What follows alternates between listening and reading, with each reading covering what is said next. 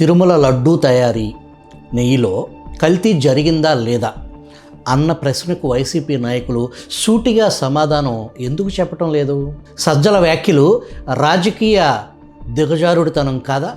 కల్తీ నెయ్యి విషయంపై మాట్లాడకుండా చంద్రబాబు కులాన్ని టార్గెట్ చేశారా? మళ్ళీ అదే రొచ్చు రాజకీయాలను వైసీపీ నమ్ముకుందా? తిరుమల లడ్డూ వ్యవహారంలో నిజాలు ఒక్కొక్కటిగా బయటపడుతున్న వేళ వైసీపీ నాయకత్వం ప్రమాదకరమైన దారిని ఎందుకు ఎంచుకుంది? అసలు నిజాలపై చర్చ జరపకుండా వ్యక్తిగత దాడి స్థాయి దాటి సామాజిక గుర్తింపులను టార్గెట్ చేసే భాషను ఎందుకు ఎంచుకుంది? చంద్రబాబు పాపిస్టోడు, చంద్రబాబుది ప్రత్యేకమైన తెగ, రాక్షస తెగ అనటంలో అంతరార్థం ఏంటి?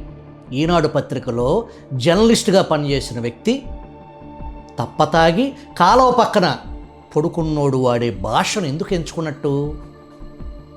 చంద్రబాబు నాయుడుగా వ్యక్తిని మాత్రమే కాకుండా రాజకీయ విమర్శ కాకుండా ఆయన కులాన్ని, సామాజిక గుర్తింపును టార్గెట్ చేసే వ్యాఖ్యలు చేయటంలో అసలు కుల కుటిలత్వం ఏంటి? చంద్రబాబు గుండు కొట్టించుకుని క్షమాపణ చెప్పాలన్న కరుణాకర్ రెడ్డి వ్యాఖ్యల అసలు మర్మం ఏంటి? తిరుమల లడ్డు కల్తీ నెయ్యి వ్యవహారంలో భారతీయ జనతా పార్టీ ఎంచుకున్న వ్యూహం ఏంటి?